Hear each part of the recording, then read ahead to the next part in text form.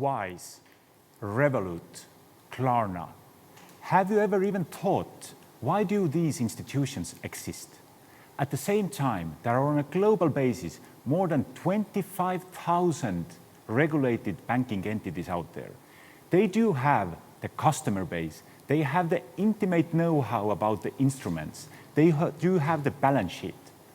And yet, while looking all of this enormous market power, we can still ask, why do these kind of fintechs still emerge? The answer relies in the element that those institutions still run on the legacy technologies, and it is super hard to make them to align with the ever-changing market demands. My name is Rivo Uibo, and I'm the co-founder at Modular Bank, which is the next generation core banking suite and which enables the incumbent banks to become more nimble as the newcomers. 80% out from those incumbent organizations, they are still bound and using the legacy technologies over there. And these systems are not meant for the real-time operations. The configuration aspects are completely missing, and they cannot also unlock the data assets they have gathered. And that is the sole reason why the consumers and customers alike go and use and consume the services of the fintechs. Nobody, literally nobody, wakes up in the morning with the sole idea that, hey, today I really want to do some banking. No, everybody has a certain set of aspirations that you want to fulfill. Therefore, in order to take back the control, the banks need to start changing the core of their operations. And that is namely with the help of the likes of modular banking technologies. The founding team at Modular Bank have been building the core banking infrastructure for decades for large Nordic banks and regulated financial institutions, and being also awarded for this on a global level.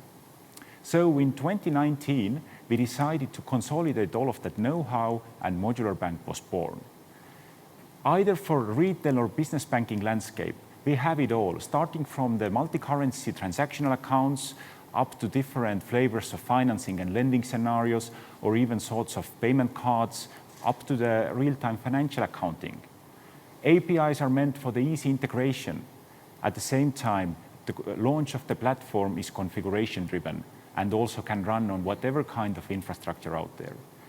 And then modularity. This gives the aspect for a gradual change.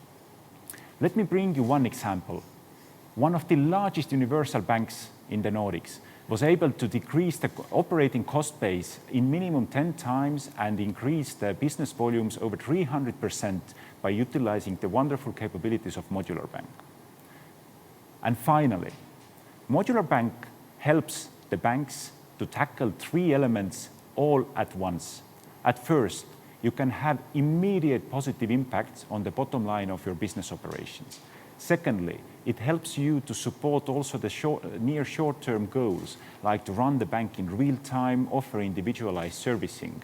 And thirdly, and most importantly, it will future-proof your banking operations, so that every bank is able to also cater the needs of other ecosystems and e-commerce sites and environments out there. And as a last element, myself and our team at Modular Bank are also present at Amsterdam next week, attending Money 2020. Feel free to reach us over there or check out our website, modularbank.co. Wonderful. Thank you so much for that insight into what you do. We've got plenty of questions. We will not have time for all of them, but we have a panel discussion with you soon as well. The first question is, could you tell us about a notable customer or some sort of case study of what's been possible with Modular Bank?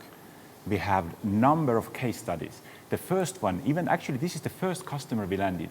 Okay. A global banking group and a lender, active in 23 countries globally. You can imagine this enormous complexity, multiple jurisdictions, 12 different currencies, different product teams, and so forth.